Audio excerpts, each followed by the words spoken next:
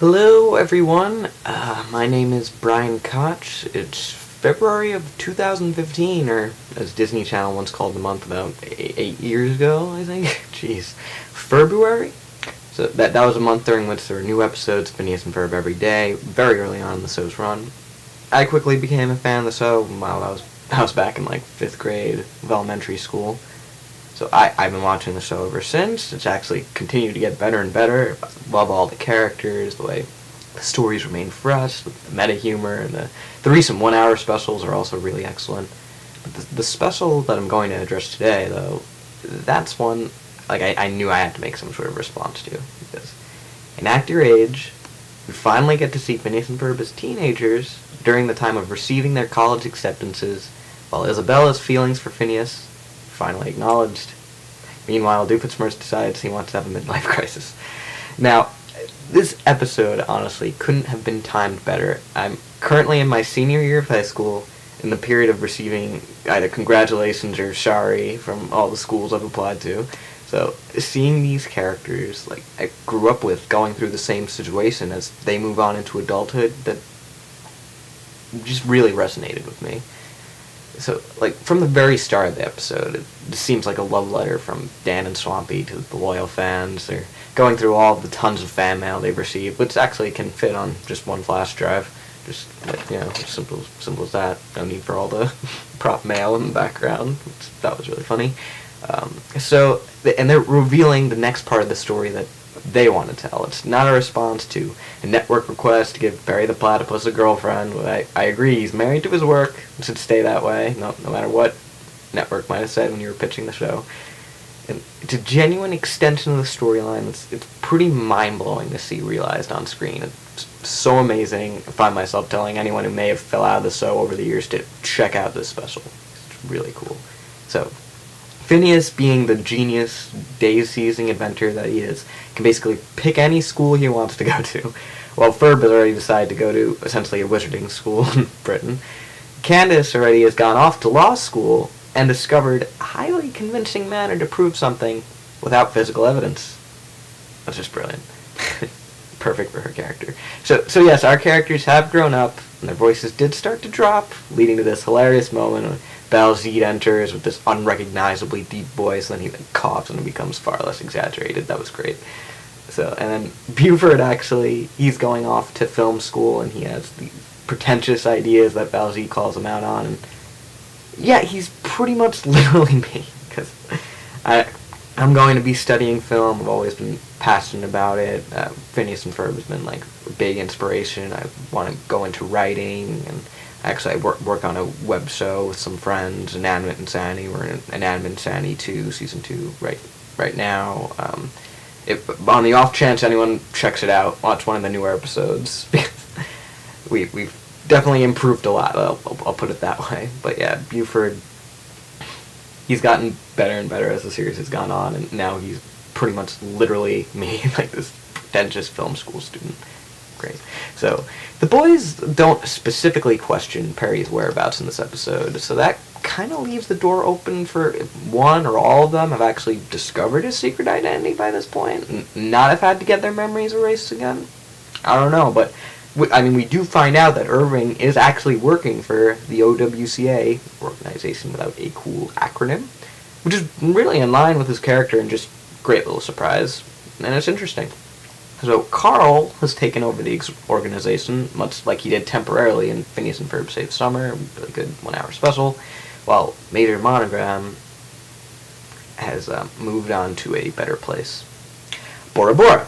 Now, as we saw in Doof 101, former evil scientist Doofenshmirtz actually became a high school teacher, but 10 years later it seems like he may be resorting to evil once again, just like old times. So Perry springs into action. Now, okay, we get to the emotional core of this episode, which is the aspect of it that makes it just so memorable and kind of transcendent for long-time viewers.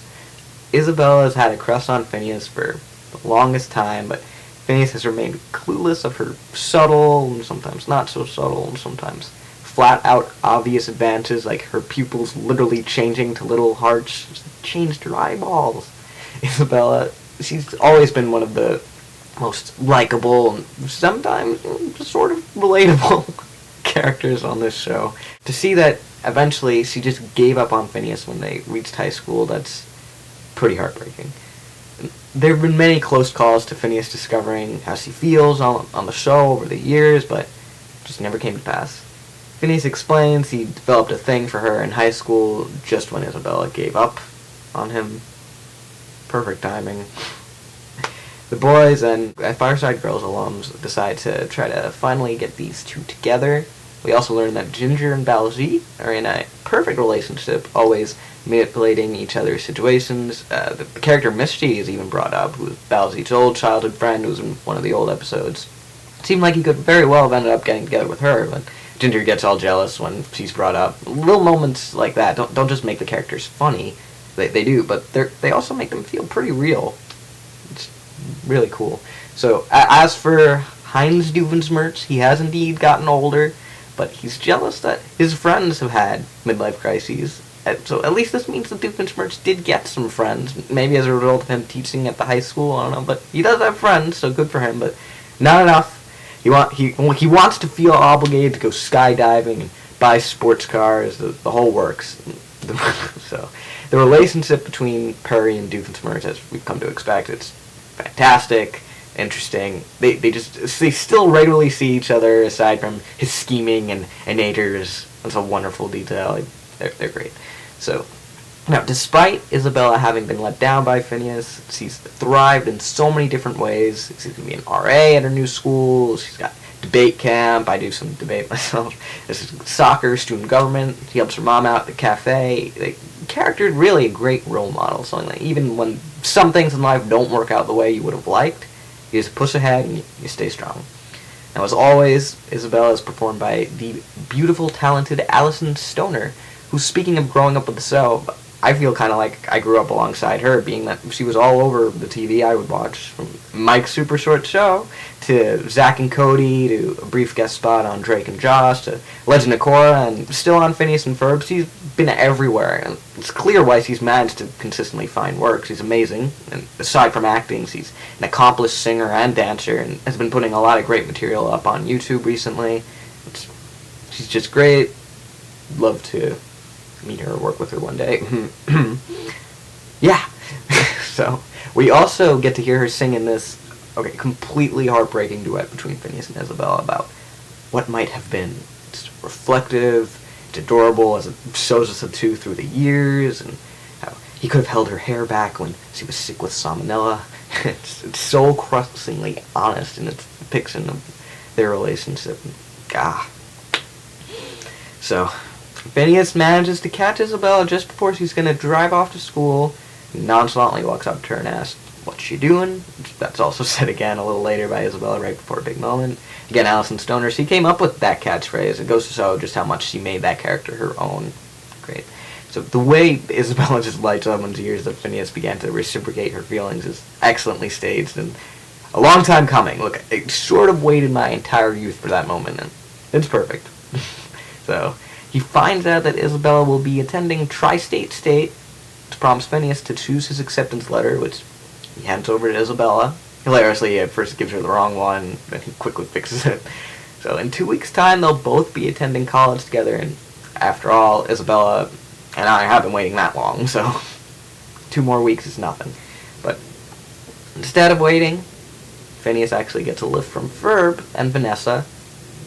Ferb and Vanessa, oh my gosh, that was an incredible surprise, especially since that relationship's hardly been brought up after Summer Belongs to You. I was really glad to see that. So, do Phineas and Isabella finally get to share a kiss they can actually remember, unlike in Across the Second Dimension? Great movie. Yes, they do. And then we cut back to Dan and Swampy, and Swampy's just in tears. I'm in tears. Everyone watching was probably in tears because this was just perfect episode. I just wanted to basically reach out to people behind the show and just say thank you for making this amazing series that I always it always cheers me up when I may not be in a good mood, and it's always stayed on. I hope it continues for as long as you guys want. it's been perfect. It's been great. And as I'm going off to college, it's definitely provided some fond memories that I'll look back on, and you know, it's a big inspiration for me. And yeah. Anyway, thank you to anyone who's watching this. Check out Inanimate Insanity too if you're interested. If you're interested, shameless plug. Shameless plug. So yeah, I basically just wanted to say thank you to everyone behind the show, and it's been such a huge inspiration for me. Ever since I was little watching it, my writing, it really has meant so much to me, and I just thought it was a really good time to tell you guys, thanks, and yeah, loved it. Hey, where's Perry?